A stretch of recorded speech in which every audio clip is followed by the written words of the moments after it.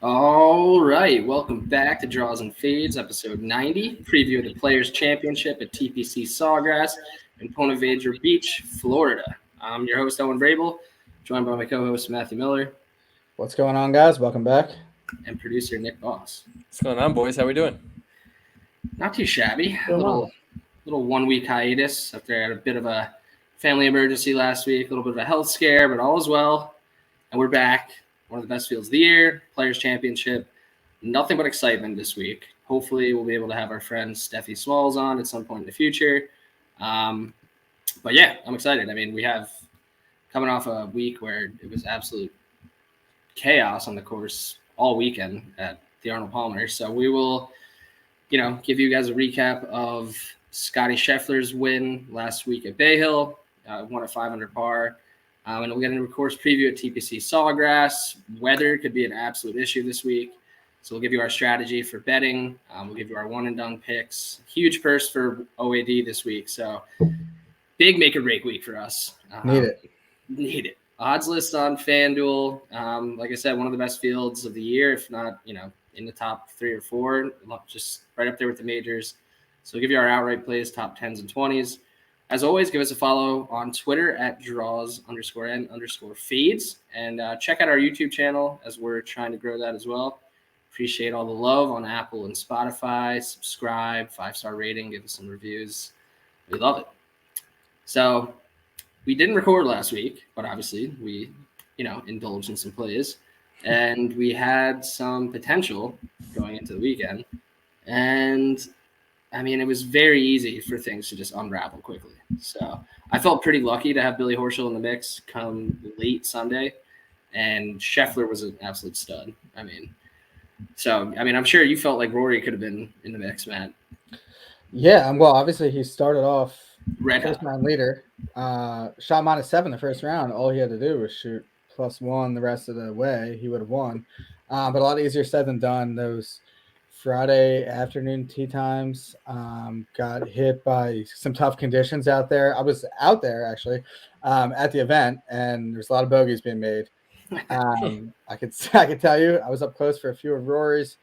Wasn't too happy about it, but yeah, it got tough out there. And then even going into the weekend, though, he was within 2 going into Saturday, and then kind of fell a little bit further back. But given the situation, like Saturday afternoon and the forecast for Sunday, there was a ton of wind, and it was like bogeys all over the place. So you kind of felt like if you had somebody within even 5 or 6, like they were kind of still alive. And you saw that because even going into the final, couple of holes, Hatton still looked like he was in the mix.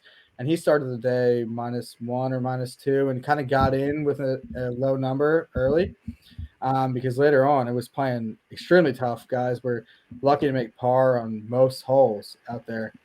You kind of alluded to it in the opening. Scheffler was awesome. Some of his par saves were unbelievable. 15, and we talked about it a little bit before, but him saving par on that hole where he was behind a tree, then he went to punch to the fairway, didn't get it back to the fairway, and he was like 180 out in that thick rough. And Azinger was talking about it was going to be bogey at best, possibly double into play, and he put it on the green and made like a 25-footer and saved par. And Hovland, who was sitting in the fairway, went into the bunker and ended up making bogey. So the swing there was incredible. That was a huge turning point hole. Yeah. But I mean, he made clutch pars all the way through because we saw it at the end. It felt like it was between Hovland and Scheffler, Horschel, and then Woodland makes an eagle on 16, where it was like, everyone was struggling to even make birdie there. So he makes an eagle. He was under the trees off the tee. Like, it was an unbelievable approach. Then he drains the eagle putt. He needed to just par out. I mean, obviously easier said than done given how tough 17 and 18 were playing. He could have bogeyed one of them. Yeah. And made a playoff. 17, obviously I'm sure he's thought about it a lot more than we have, but that bunker shot was just tough. Yeah. Tough scene. I will say, like, that whole we were watching groups go through it, and everyone was struggling. It was really tough to hit the green, and it was being in that bunker didn't feel like the end of the world. Like, it felt like you could kind of get it close, and he just chunked it. I mean, left himself in the bunker again, and then double bogeys, gives his eagle right back, and then needed to make birdie essentially on the 18th. But at that point too, I was pretty convinced that, I mean, Scheffler had parred 15 and 16, but I was pretty convinced that -4 was actually going to be enough. Like, I thought Scheffler would bogey one of 17 or 18. It felt like everyone was bogeying one of those holes, and he puts it on the green on 17 from at least 60 feet away, almost makes the putt, perfect lag putt. And then on 18, he's in the rough and could have easily not hit the green, hits the green, again, miles away. I'm thinking definite 3-putt in play, and he rolls it to, inside 2 feet. So couldn't really be mad. I love Scotty Scheffler. And that was the whole like leaderboard, honestly. Like, I like Hatton, like Hovland, wasn't really easy to root against any of them. And Billy had a chance on 16. I mean, he left himself in the fairway bunker and then went right at the green and couldn't go up and down. Needed to make birdie there. But he saved himself on 17 with a par and gave himself a chance on 18. I would have liked to see him be a little more aggressive with that putt. It was never inside the hole. So he even had a couple of big par saves though. What was it? Maybe like 15 before that, where he made like a solid like 7-8 footer for par. So he had a couple big. No, he made a bunch of. You had to, if you were staying in the mix, like, you had to make big putts. So, I mean, yeah, we saw some putting. I mean, Rory 3-putted from 5 feet. Gooch was 4-putter. Yeah, I mean, he was right there too. I think he was. Like, I would have gotten you kicked off my high school golf team. It was bad out there. And then Rory had some comments afterwards about the conditions and the setup. But he wasn't the only one complaining. So. Well, and I think it makes sense in theory. Like, they're playing one of the biggest tournaments of the year the week following, and they, everyone has a ton of respect for Arnold Palmer. They like the course, they like the event, and it's the week before the Players. There's a $20 million purse on the line, and they just got their shit kicked in. Yeah, you don't want to get your ass kicked the week before one of the biggest events of the year. It makes sense. So, and I think like he was kind of, I mean, even though it looked like he was complaining and like he was, but some of the stuff he was saying was pretty accurate. Like, you talked about Billy Horschel hit like the perfect shot on 17. I mean, it was right over the bunker. Like, he couldn't have picked a better spot to land the ball, and it rolled through into the rough. Yeah. Like, you would think you would, like, and then he had to chip out from the rough and had to like scramble to save par. Yeah. So that's why it was impressive that Scheffler did hit the green on 17. But I think there was like an element of luck to it, for a lot of those holes. So I hear him. They'll probably they'll probably make it a little bit easier next year. Oh, yeah. I think that's going to be – it's not going to be like that. They're going to either have to make the greens a little bit like – just water the greens a little bit, guys. Yeah, because that was ridiculous. I mean, good iron shots were rolling through every time. Yeah, Hovland had a few on Sunday where he hit the green in the middle of the green and it rolled through the back like pretty far. So yeah. Got a little alarm going off here. But I didn't know which end that was on. I was looking around. But I mean, I thought that it was really up in the air. All 5 of those guys had a chance. I thought that we were going to get a playoff at -4, and I was just hoping Horschel could hold on. That would have been a cool playoff because it would have been sick. I mean, Hovland, Scheffler, and actually Hovland on 18 too, with the Stones shot right over the water, hits in the fringe and rolls on. I mean, he was in the fringe, but I kind of didn't really give him a chance to make that. I was thinking that he was going to need Scheffler to 3-putt too, but I didn't. I mean, Hovland left it short, which I can't believe. But he had some trouble out of the sand and putting. But I guess everyone was struggling around there. But some of his sand shots were horrible. Yeah, now I think Scotty Scheffler has put himself into some pretty elite company here. 2 wins in his last 3 starts in tough courses. I mean, good fields. I think he's clearly one of the best players in the world right now. So, and he's a well-rounded guy. Like, he's kind of set up to win like a lot of these tough events. He's good off the tee. His approach game is solid. He's really good around the green, and he makes clutch putts. I mean, you can't really ask for much more of a guy. And he's going to be inside the top 10 on most odds boards probably for the foreseeable future. So, I love it. I didn't really love it on Sunday, but I still like Scotty. So, but yeah, overall, I mean, decent week having a guy in the mix. I did hit Horschel and Burns top 20s, but could have been better. So we'll look to bounce back to Players, Matt. So let's talk about Tpc Sawgrass. Obviously, weather forecast is quite alarming. A lot of thunderstorms in the future, a lot of rain, a lot of wind. So as of right now, it looks like it's going to be a serious battle out there for most of the players, and we'll see if they can even stay on schedule with how they're going to play this week. But what are we working with otherwise? Yeah, we were just listening to the weather forecast before. It looks like rain, a lot of rain, Thursday, Friday, into Saturday, and then Saturday gusts of up to 25 miles per hour wind. And then Sunday, it's supposed to clear up, but apparently the wind direction is shifting compared to how it is the rest of the week. So it might throw some guys off. Something to keep an eye on, especially at that 17th green, the island green. So obviously the weather's definitely something we're looking into as something to consider with the picks. And we will, kind of keep monitoring that as the week goes on. But we are at Tpc Sawgrass, par 72, just under 7,200 yards. It's a Pete Dye design. Bermuda overseed greens. So I'll get more into that in a second. Some winners here. JT won last year at -14. You were on that. It obviously got canceled the year before due to COVID. Some say that Hideki got the win that year. I had Hideki that year. I had Hideki that year too. So. Maybe you're like the players, whisperer over here. Maybe. 2019 Webb Simpson won at -18. I guess that was 2018 actually, and then Siwoo Kim won the year prior to that. That was kind of a weird year with the weather as well. The Siwoo coming out party. Yeah, he was 500 to 1, I think, that week. So something crazy like that.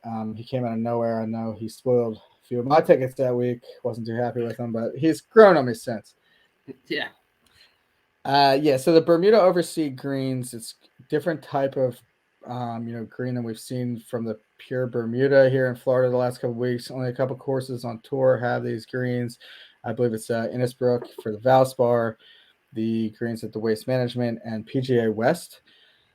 So if you want to look at those courses to kind of get an idea of who's playing, who could putt well on these greens, that's something you could look at.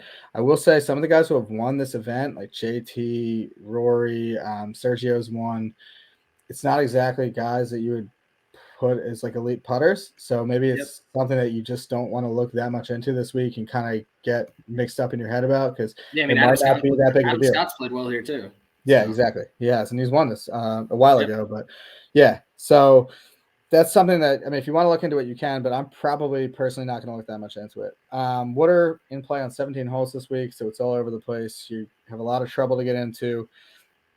A lot of these holes are clubbing down, hitting less than driver off the tee, kind of more positioning course, similar to a lot of Pete Dye type designs.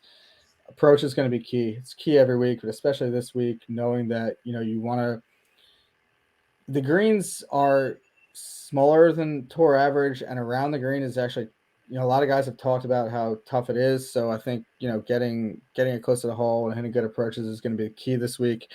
I'm looking mostly at, good drives gained. Distance is not really going to matter that much this week. More putting yourself in good positioning off the tee. And then approach is going to be key. And then other things I'm looking at is bogey avoidance. There's a lot of trouble to get into this week, I think, especially with the rain. I think it's going to play a little bit tougher as well. And the wind, I think you're going to want to look for guys who are going to avoid those bogeys and then take advantage of the par fives to try to make those birdies when they're out there.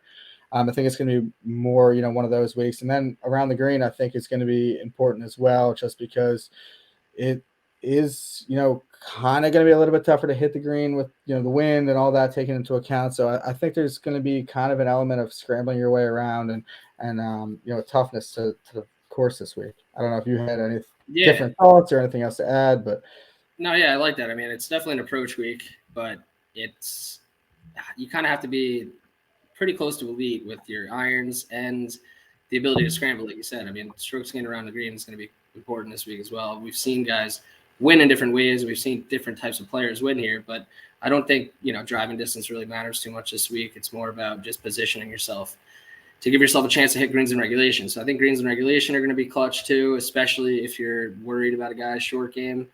Some of the, younger elite ball strikers tend to struggle a little bit around the green, like we saw Hovland last week do. But if your irons are clicking and you're giving yourself opportunities off the tee, you can certainly hang around at this place. So I like it. You definitely can't blow up here. Can't be hitting the ball into the water too often. Can't be making big numbers. So it takes a well-rounded game to win here. We have seen some surprise winners go off at pretty long odds, but we've also seen some of the world's best win here as well. So I think it's a tough test. Some of the best players in the world, all the best players in the world for the most part are here. Obviously, no Bryson stills. He's coming back from injury. No Tiger, no Phil. And I guess Harris English is still hurt. But other than that, all the big names are here. Getting a lot of juicy numbers on the odds list. And, the weather's going to be a factor. But it kind of does give you that – there's a little bit of that feel with the Siwoo Kim year. Like, that was a tough year with the weather too. And I think there could be some element to maybe an untalked about guy winning this week. But really tough to predict that. Also tough to predict the weather in general. So we don't really know what the forecast is going to be like as the week goes on. Doesn't look good now, but something to consider. But I'm just looking for a guy that's going to be playing well-rounded golf and can get his irons into good position. So that being said, like I said, all the top players in the world are here, and going off FanDuel right now, top of the odds list is Colin Morikawa at 13-1. Which is a little bit of a surprise. Jon Rahm has now moved off of that number one line, although he's still at 13-1 as well. We've been seeing him go off at under 10-1 for weeks. So he's at 13-1, and then JT is at 15, Victor Hovland's at 19, Rory and Cantlay are at 21. So those are your top 6 guys on the odds list. And after that, you start getting some pretty good numbers and some really good golfers. So I will tee you up here if there's anyone that you want to talk about at the top of the board, because I'm surprisingly going to take someone up here that I usually don't. I am not going to take someone up here this week. Usually if I see a 2 next to Rory's name, I'm going to hop on board. Kind of given the way last week ended, I think there's a little bit of scar tissue there for both me and him. So I think I'm going to avoid him this week. I might be back by, the time the Masters rolls around, but I'm not taking anyone up here. Hit us with your pick. Fair enough. I thought you might be on Rory this week. He did. I don't think you can look too much into his finish on Saturday and Sunday. The course is eating everyone alive. It could have happened to anyone. You would have liked him probably to finish a little bit better, but and we'll see if that comes into play, where the guys that had to grind through last week come out and struggle this week, where it's not going to be quite as difficult, hopefully, although the weather could change that completely. I'm crazy enough, I'm going to go take Jon Rahm this week. It's like we've just skipped over him for months now because he's just been at pretty unbettable numbers. And now it's 8 months since he's won last at the U.S. Open. And, he really hasn't contended. And he has pulled a lot of those classic Sunday performances where he plays very well after not really playing well on Thursday, Friday, and, cashes a decent finish. Like last week, finished 17th, week before the Genesis, or a couple weeks before the Genesis, 21st. Waste Management, he kind of had a backdoor top 10. But we did see him contend at the Farmers, where he finished 3rd. And I don't know. I'm kind of feeling like Jon Rahm's due. And he's the number 1 player in the world. If you're looking for a well-rounded golfer, he's about as well-rounded as it gets. He hasn't putted particularly well recently, losing a bunch of strokes on the greens. But if you look at his course history here, he's last 2 finishes, 9th and 12th, and he actually has gained over a stroke and a half on the greens here. So I think he feels comfortable. I'm sure they're not looking at the odds list, but I think in theory there's a little bit less pressure on him now. He's still world number 1, but he hasn't really put himself in position to win. I think that's kind of starting to die down maybe in his head, and I think he can be more relaxed coming into this week. So it's tough to bet a guy under 20-1, but I'm going to do it this week. Big week. All the best players are here. I'm going to take Jon Rahm, and they're going to give you a number we haven't seen in a while. So surprising, but I'm taking Rahm. Yeah, I don't hate that pick. He almost won here a few years ago. He looked like he was in pretty good control, and he kind of got into the argument on camera with his caddy. He was in a bunker on the par 5, and the caddy was telling him to lay up, and Rahm went for the green and hit it into the water and ultimately cost himself the Players' Championship there. But it kind of goes to show that he has the ability to win this event. We know he does, but he's almost won it before, probably should have won it before. So I don't hate that pick. He is struggling on the greens. I don't know if that has anything to do with The guys losing their greens book. We've seen some guys, kind of struggle out the gates there so far. But I think if you Hoping take that's not him, the case. I think if you take him, you have to feel at the very least like he's going to be in the mix, because he's been in the mix pretty much all year. I mean, we've talked about he's backdoored it a little bit, but he's still been consistently, like, he's played, even for his standards, not playing well. He's played really well. If you look at anyone else and you see those finishes, like, this guy's his playing floor really well is going into it. his So I floor think is top 25. I think it's just like a little bit how we judge John Rahm, more than his actual form. And then if you talk about weather conditions getting tough, he's a guy that can play in those tough conditions. Obviously, European guy, won the U.S. Open last year. He's a guy that you could probably, it's not going to phase him. So I don't hate it. Yeah, I like it a lot this week. I will say, I think, obviously all these guys are, I think, bettable this week. I think one of the elite players could easily win this week, obviously. And I think Cantlay, I thought about a bunch, as well-rounded as he gets right now. I think he's won a ton in the last 6 months, and I don't know if that will continue for him. He's shown signs that he still has that he's been right around. So, I mean, I can see Cantlay playing well. And obviously JT and Morikawa, I think their games match up really well for this course. But I decided to go with Rahm. And we'll see how Hovland and Rory and Rahm, too, to a degree, play after, having to deal with those tough conditions last week at Bay Hill. But the next grouping is definitely a pretty big jump down to 29. We got Xander Schofley, Scotty Scheffler. Scheffler at 29, coming off 2 wins in 3 events. I thought he could have been priced higher, so you could get another nice number on Scotty if you feel like he can win back-to-back weeks. Crazy, because he sets up pretty well here too. It's just like you have to at some point think that he's just not going to win that much. Right. You would think, but he might be the best golfer in the world right now. So it's true. Hideki is at 31. Daniel Berger's at 34. Shane Lowry, Cameron Smith, Dustin Johnson, Matt Fitzpatrick, and Brooks Koepka are all at 36. So that's the next grouping. We've seen plenty of odds movements this week as well, which I'm sure we'll get into in this segment of the board because of a guy that we definitely will be taking this week. So I don't know. You want to start off with Brooks Koepka? Yeah, let's do it. We're on board. Yeah, I mean, he started the week at 50. I saw him at 42 on FanDuel when I originally got into the books. Took that. Then he went to 48, and now he's down to 36. So yeah, I was a little upset for a second there because I missed the 48. I could have doubled down on him, but I already put in a nice hefty bet after I tweeted out that Brooks is a max play this week. So I'm all in on Brooks, 42-1. Yeah, I don't know. I think he's kind of due for a win at this point. Yeah, I mean, it's a big event, one that he gets up for. The purse is huge. You can't really say that he doesn't care about it. He obviously cares about it. And it's kind of weird because, like, he's been actually playing pretty well. That's another thing that's odd about, I could see you drifting him down the board when he misses a bunch of cuts and stuff going into it, like, and it's not a big tournament, but it's like a big event. He's played pretty well here before. Like, obviously never really was like a true chance to win, but he has some pretty decent finishes. I think the 16th and 11th recently. And then coming into this, like, he almost won at the Waste Management, a disappointing Sunday. And then he played well at the Honda too. So, like, you kind of see a little bit of form out of him. There's a little bit of course history, not that it matters that much, and it's a big event. He's a no-brainer at that number.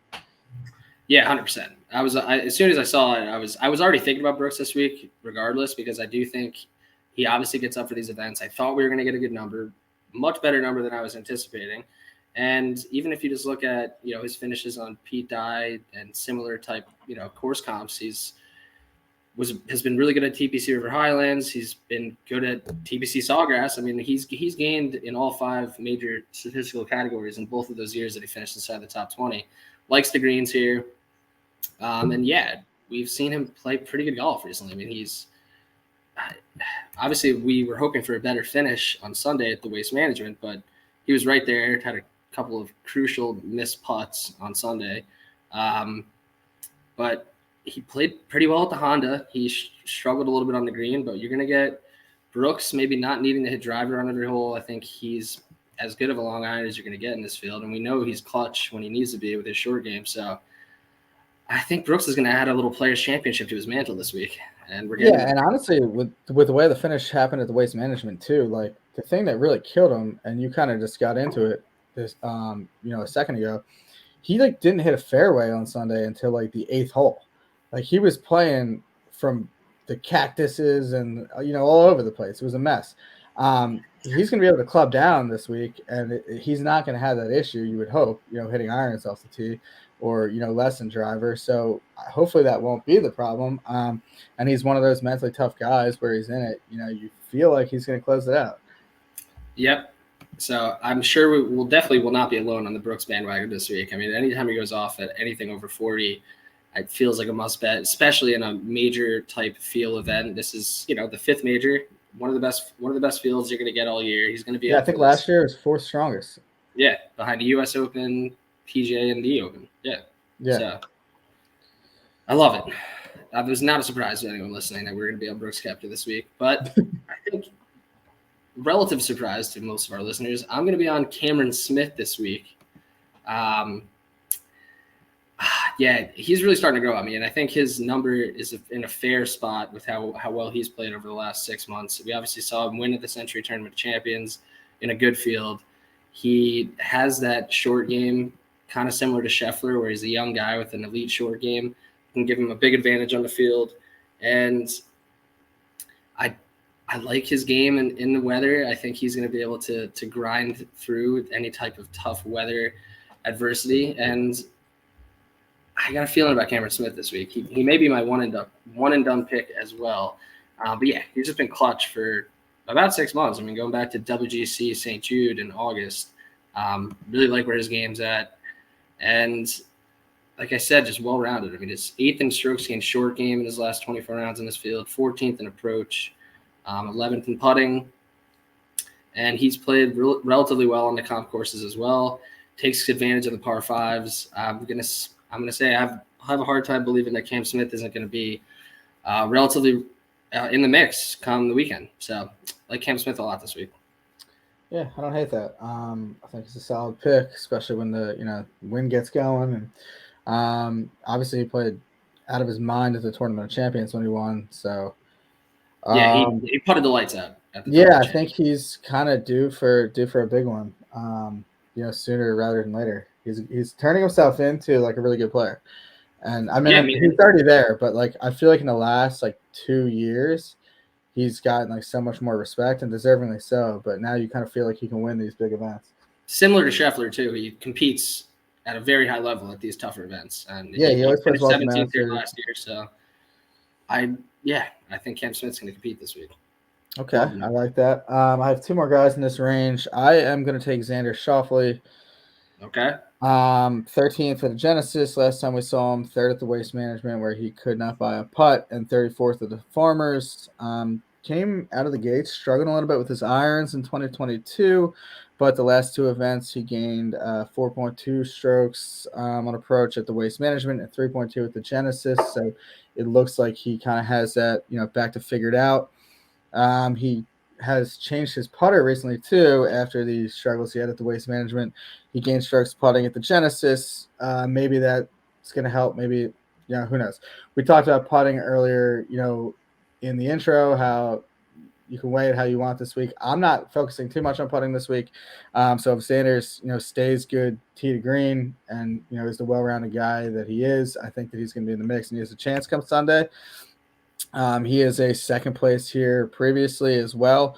And I feel like this is kind of, we talk about it all the time, the win equity for Xander. He just doesn't close it out despite always being in the mix.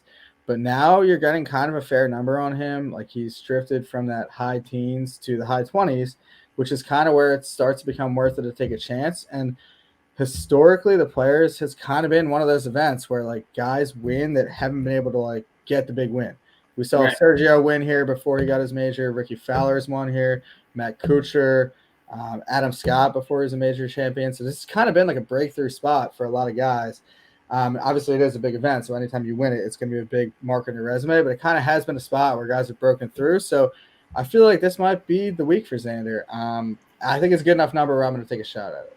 All right, I like it. I mean, I like it for all the points you made. Obviously, the only negative is that he continues to disappoint in the win category, which is what you need in the outright market. But if there's going to be a week, I also don't like that you mentioned Ricky Fowler, but I guess I do because this is the only time we'll be able to talk about him since he's not in the tournament this week. Yeah, so he's made 3 consecutive cuts, people. So we may be getting towards the point of a Ricky resurgence. Obviously, nice seeing Gary Woodland play last week. I'm thinking that's giving me a little hope that Ricky could do it.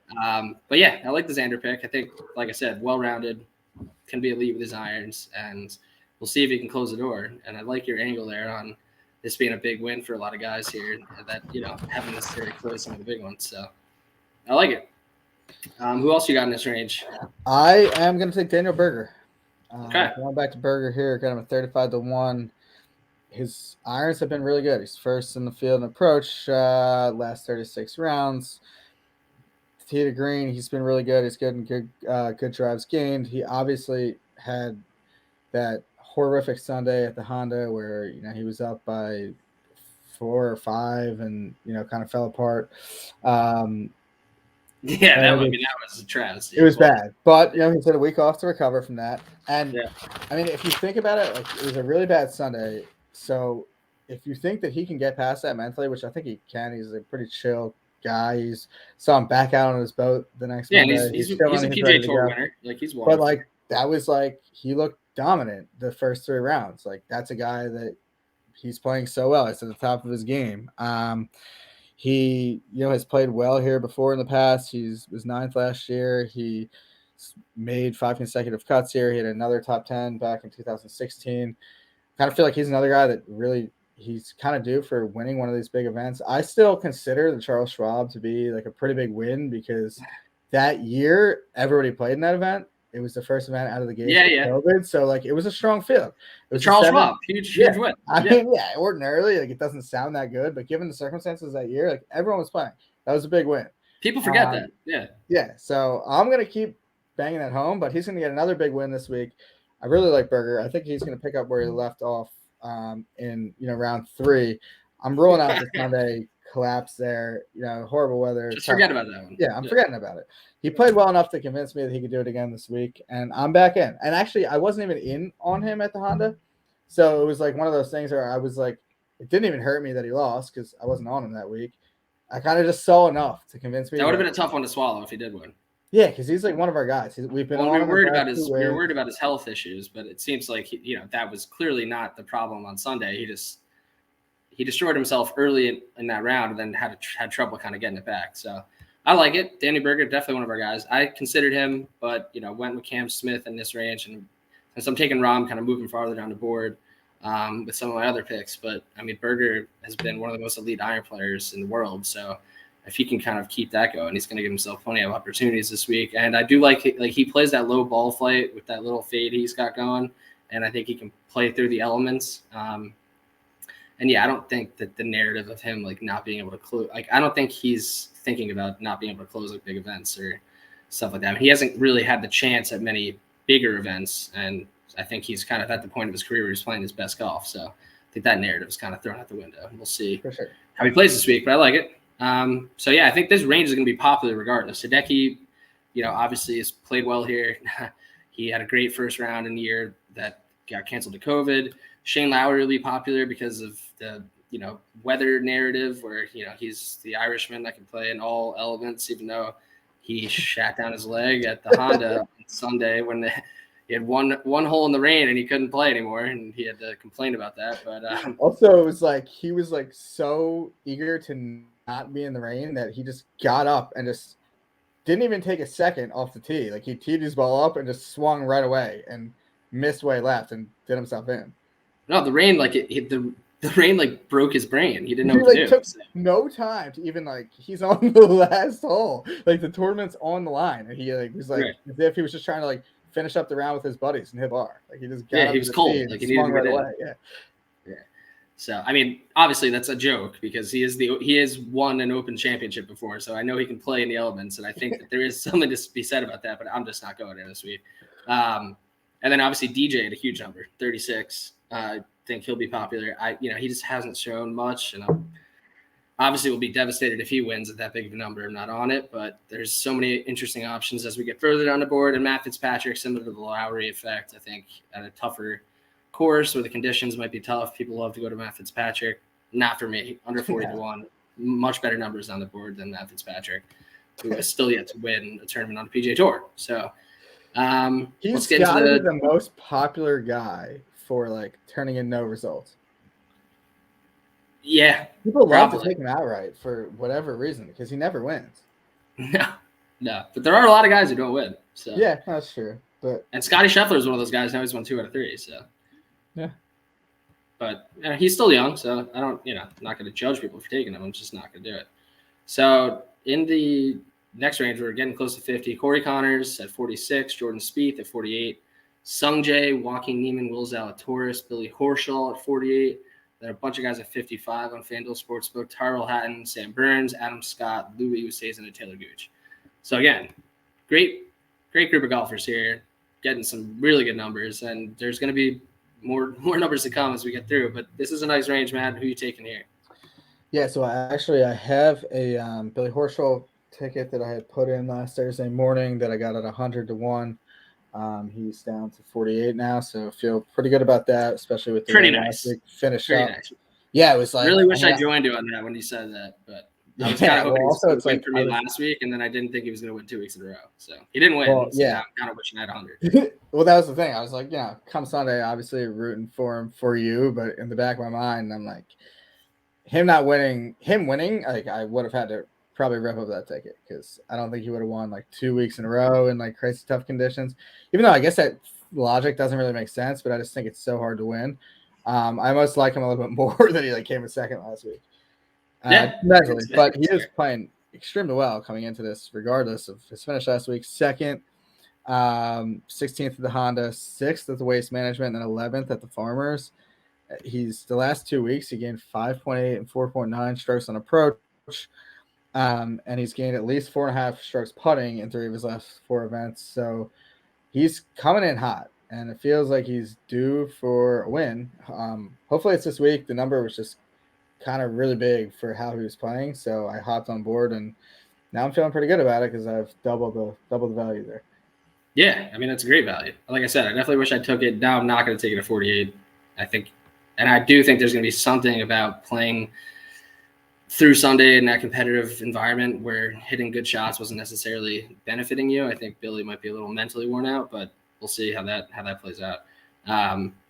This is kind of just anyone in this range you could definitely make a case for at these numbers. I think Spieth at 48 seems like a course that he would play well at. I definitely considered Spieth. He hasn't really competed too much here, but I think he'll probably be pretty popular. And then Sung Jae, Niemann, Zalatoris, all young guys at 48.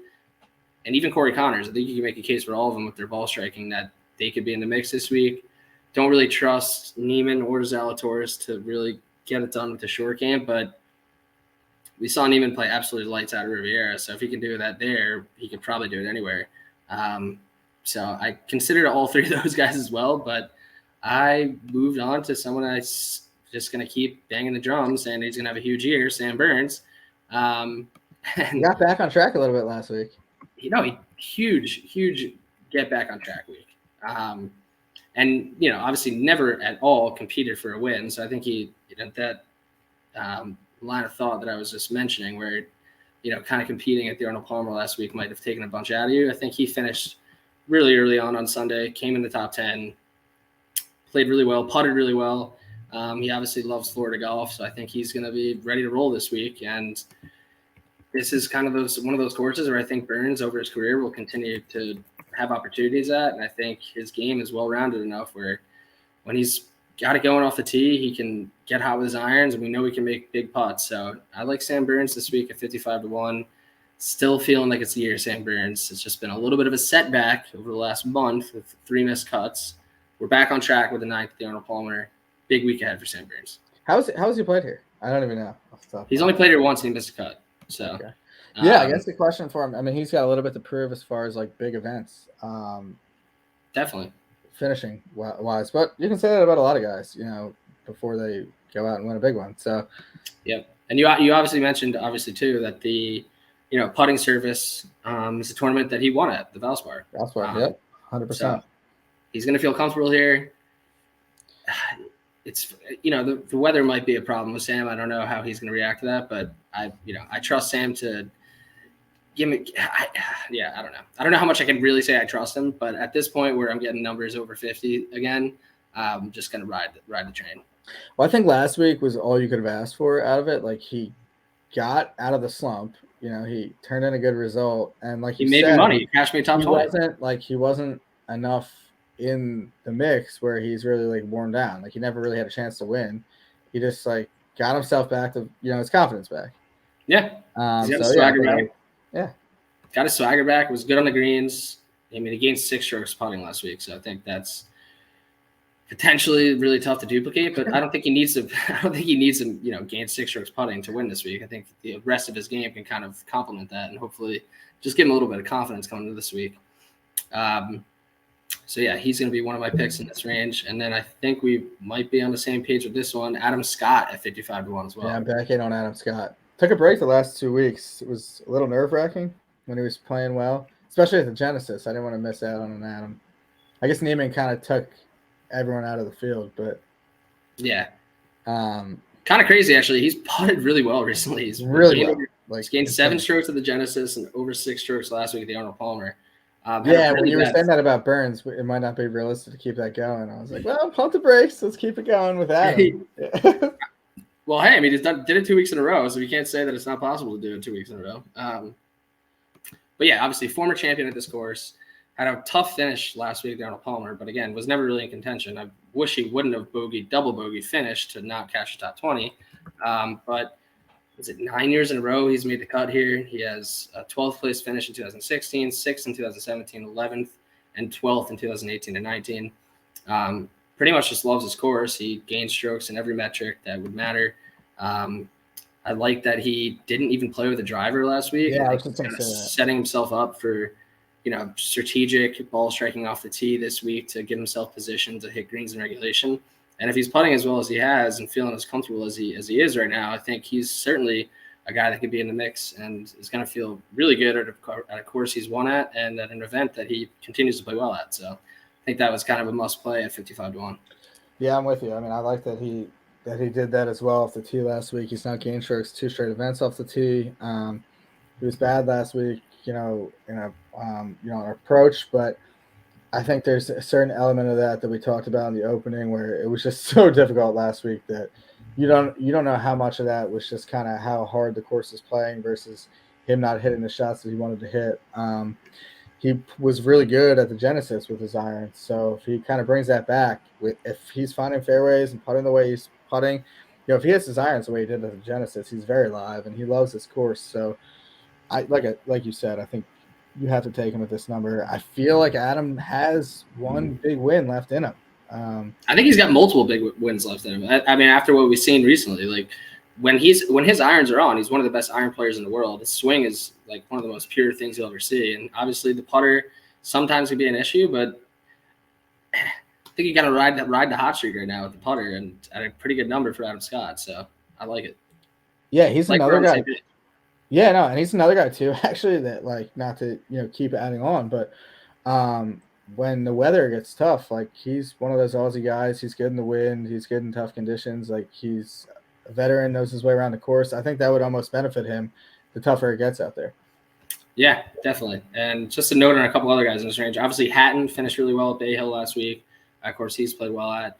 Again, if you're looking for a European that plays well in tough conditions, I think Hatton will be popular. Louis Oosthuizen might be popular as well for those similar reasons, and he obviously plays well in big events too. So those 2 guys were kind of on my radar, but wasn't something I was going to go for. And then Taylor Gooch I thought would be at a better number than he is. Not taking him, but I was kind of surprised to see him at 55. I guess he's been just really consistent, and he, that 4-putt he had last week on Sunday was pretty brutal to watch. Because he was in the mix as well. So yeah, that brings us over 75. I guess before we get there, boss, if you want to pop in, give any thoughts on the big names on the board before we get into our long shot plays. I really only have one more guaranteed outright play on my card. So I'm sure that won't stop you from giving us plenty of thoughts down the board, though. You're good for those. There's a couple big ones that reliable, I would say. Yeah. We have a lot of crossover, per usual. Shocker, right, folks? I'll pick it right up where you guys were. Adam Scott, sign me up. I don't think anyone thought I wouldn't be on Adam Scott, so that shouldn't surprise anyone here. Yep. I, unlike you, Matt, have been riding the train the last few weeks. It's been a tough slug through Florida, but I'm optimistic. I think it's a good setup here. Former champion, always down for some Adam Scott, so I will be there with you boys. Also, Brooks Koepka, after my after opposing him in Phoenix and watching what he did for 3/4 of the tournament, I'm not gonna make the same mistake again. So I will be on that. Smart man. Also, why I didn't realize his odds had dropped back down, so I kind of like that volatility. When the books don't really know what to do, it gives me a little hope that it's okay, yeah, they may be a little overexposed now if they're dropping 42s and 48s and 50s on him earlier in the week. So that's probably why they dropped it. But I would have probably taken it at 36 regardless. Yeah, so I like that. I'm going to add a couple other guys. I'm still kind of between. I might join you on Cam Smith, Owen, also between Hideki at that, same line there. Hideki 2020 champion. So I'll got that in the bag. But I think Cam Smith, similar to Adam Scott, Aussie, his game's in a really good spot. Probably could, succeed better than some others in the conditions that are forecasted, at least. And then I like Sungjae too. He's a little under the radar. People were hyping him up coming into Florida, and he really hasn't done too much yet. But I think he's accurate. So especially if they go to lift, clean, and place, he should be in the fairway. And he's good on Bermuda, and he's got some good course history, at least with Phoenix, those green complexes and a little bit of the crossover there. So I think I'm going to take a little bit of Sungjae there. So. All right. I like that. Yeah, you're right. I mean, Sungjae definitely gets a lot of Florida hype and has not lived up to it. I mean, obviously the miscut at the Honda was, not ideal after his played so well there. So, but young guy that I could see easily playing well there. So I like that. I like that we're all on Scott and Brooks as well. So that makes me feel good. Indeed. All right. I mean, there's some big names coming up in the 75 and above category. So I'm going to just, roll a bunch of them out here. But Sergio, Abe Answer, Max Homa, Siwoo Kim, Tony Finau, Paul Casey, Russell Henley, Jason Day, Chris Kirk, all at 75. And then Leishman, Webb Simpson, Alex Noren, and Gary Woodland all at 90. There were 120 and above on FanDuel. So a pretty juicy range between 75 and 100 here on some pretty big names. So, Matt, are you going to take Sergio Garcia this week, I guess, is the first question. And then we'll get to Abe Answer in a second because that's – I think I'm going to take Sergio for a top 20. He's been really good here. Obviously, former champion. I had him last year. He was the only shot I had going into Sunday. And he hasn't been playing too bad, but he hasn't really been close to winning. I know he could pop up, in big events, but it kind of pains me to say this, but right now, it kind of just feels like he hasn't shown me enough where I think he can win this week. I think he can play fine. I expect him to make the cut, and he might have a few good days, but he just has not done enough lately to show me that he's close to winning. So hopefully I'll see a good performance out of him this week, and then maybe I can get back on board for the match play. But right now, I think I'm just going to play it safe with Sergio, maybe a top 20, top 30 on him. I'll look at the numbers. That'll be on the card in some capacity, but not outright. Too many guys I like that I need to take instead of him. Well, speaking of guys we like that really haven't been creating too much confidence recently, that's Abraham Answer. Hasn't cracked the top. He is a P-type specialist. Hasn't cracked the top 35 since 2021, where he finished 7th in Mayakoba. Been very underwhelming over his next 5 starts into 2022.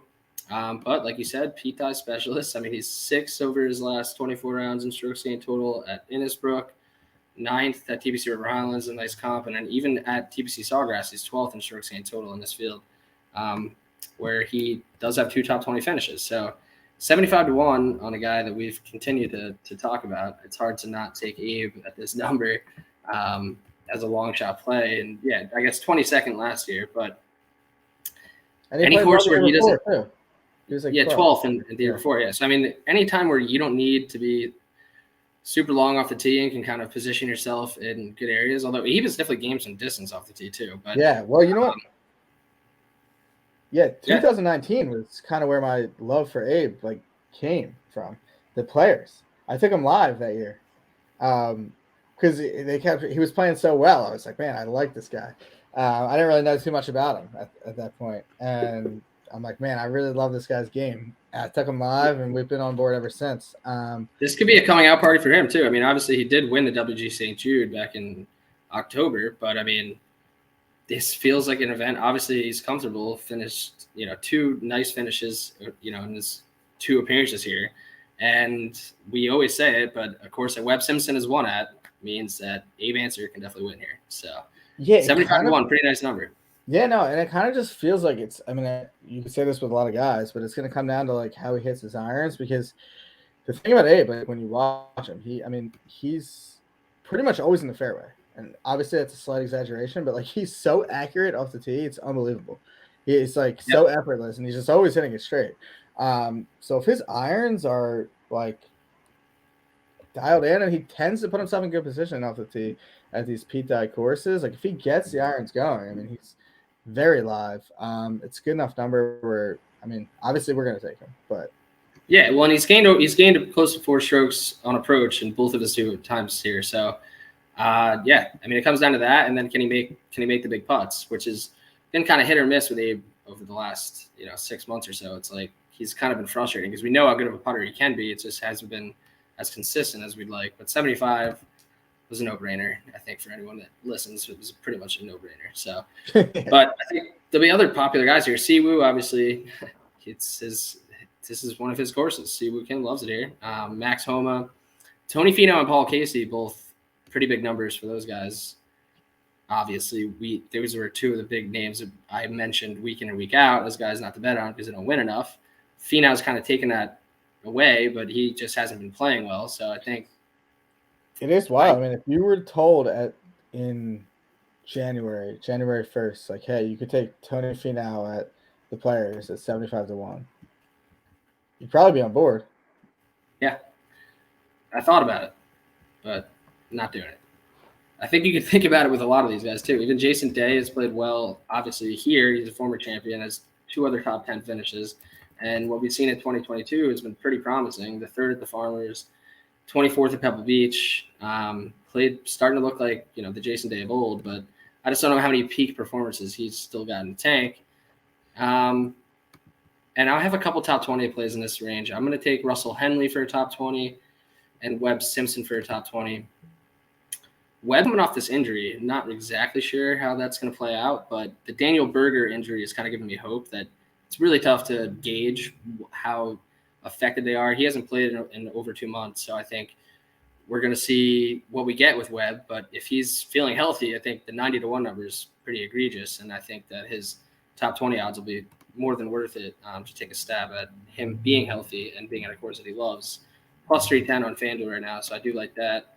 And Henley, again, just one of the best iron players and a popular name for me, but I don't think he'll win here, especially with the couple catastrophes we've seen over the last couple of years with him not being able to win tournaments. So I'm not going to get there with the outright ticket, but Webb and Henley will be on my top 20 cards. Yeah, I don't hate that. Webb's an interesting one. I mean, you might be able to find some value there. Like you said, you never really know with the injuries. So I don't hate it. It seems like he's a little bit hurt, but who knows? It's been a while since we've seen him, so he might be back ready to go. I have one more outright. I don't know if you have any more outrights down here. I don't have any more outrights, but are you over 100 for your next outright? I am. So are you still in the 90s? Yeah. Well, I mean, I just think Chris Kirk is interesting. I think he's played really well. He's at 75. I think his top 20 numbers will be a little slashed because of how well he's played. But guy can't make a short putt for the life of him, so I can't see him really threatening a win this week. But he may continue to play well, keep cashing those top 20s for people. So that's interesting. And Leishman, I think, too, will be potentially touted a decent amount just because he is at a nice number for a guy that can play well in the conditions and, has won some nice tournaments before. So those are just some thoughts I have under 100. But after that, it's free game, Matt. We're at 120 and above on FanDuel, so plenty of juicy numbers. I have some thoughts that are well down the board. Some really big numbers. Yeah, I took one last outright. I just couldn't resist myself. 160-1. I got it at yesterday. My guy Keith Mitchell. Okay. Killer Keith back at it. Yeah, I mean, Me and him What had a a nice swing. me and him had a nice fist bump on the 8th hole last week. So yeah, it's feeling like we're pretty much on the same page here.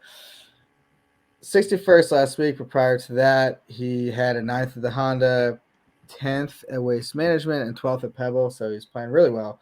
Last week, he made the cut. It seems like he can kind of take out a little bit of what happened because of how difficult the conditions were, and it's kind of almost a positive because he didn't grind it out. So I just feel like he's playing too well for that number to be 160. And yeah, I mean that's pretty much That's all you need. all it is. You're at 160 to 1, so why not? I like it. Yeah, I mean there are some big numbers here, like some Justin Rose, Jason Kokrak, two bigger names at 120 to 1. Tommy Fleetwood's at 120 as well, and even Mito, Patrick Reeves, Seamus, all at 160. I have a couple first round leader thoughts down here. I'm going to take Keegan for first round leader and Johnny Vegas. Both I think have the potential to go extremely low on Thursday, depending on the weather. Obviously, for all these guys, I also could see both of them completely imploding if the weather's really bad. So, but those are some nice value plays down there, and a couple of veterans that I think are interesting in the outright market. Bubba Watson is at 190 to 1, and Ian Poulter's at 210 to 1. Yeah, Poulter's that stands out. Bubba actually modeled out really well for me. He's played really good golf recently. I mean, he's had that loss to Varner on the European Tour. Played well at the Waste Management where he finished 14th. Had a few other top 20 finishes to end last year. Played well at the Valspar last year too, which I think is notable considering the course comparison. So I do like Bubba. I think there's something to be said at that number. I may be looking at him for a top 20 as well. He hasn't really popped off at any times here. He's pretty consistent in making the cut, but hasn't cashed a top 35 yet. I think there's been some relative randomness in terms of, playing here may not be the end-all be-all. Playing well here, I think you can easily have a week where you kind of come out of nowhere, and those are just some big numbers that stuck out to me. So Poulter, on the other hand, actually has played well here. He's a runner-up back in 2017 and 11th in 2018. So you don't even have to go that far back with Poulter to see him playing well here. And another guy that I don't, current form may not mean too much with him, and I think in the conditions, Poulter certainly could be an issue to be reckoned with. So a couple of made cuts in a row at tougher courses, the Honda and the Arnold Palmer. I think Poulter could be a pretty good top 20 juicy play as well. Yeah, I'm going to be on board Poulter as well with you. I'm going to see what his number is like for top 30 or top 20, and take one of them. I think that's a pretty good play. Beautiful. Do you have any other long shot top 20s you're looking to toss out there? No. So I think my card is going to be, I'm going to take Poulter and I'll probably take Mitchell as like a top 30 or 20. And then I'll probably use, my guys that I'm taking, from like 50 or so to 1 down as kind of top 20 plays as well. Getting, the numbers on them. I have a couple of tournament specials I found on FanDuel that I'm going to throw in there for fun. Okay. So if you had any other top 20 plays, shoot away. These are kind of bomb specials that I got at 60 and 70 to 1 that I'm going to throw a few bucks on and see what happens. All right. Well, I got a couple of top 20 bomb potential plays. I think JT Poston could be a decent look. He's at like plus 900. The Postman inside the top 20. There's not a ton to be said there about JT Poston. I think it's a ridiculous number. And then my guy Henrik Norlander's at 550 to 1 in the outright market and plus 1,300 for a top 20. He actually played really well on Thursday last week. It was -2, and then shot 7 over on Friday to miss the cut.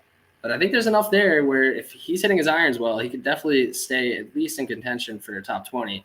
And that's that's as good of a number as I'm getting on John Rahm to win the tournament. So consideration for those deep top 20 plays. But other than that, I'm pretty locked and loaded on similar style. Like I'm going to be taking my guys top 20 and then adding Henley and Simpson in the mix as well. And then either Bubba or Poulter, potentially both. So could be a deep card. We'll see.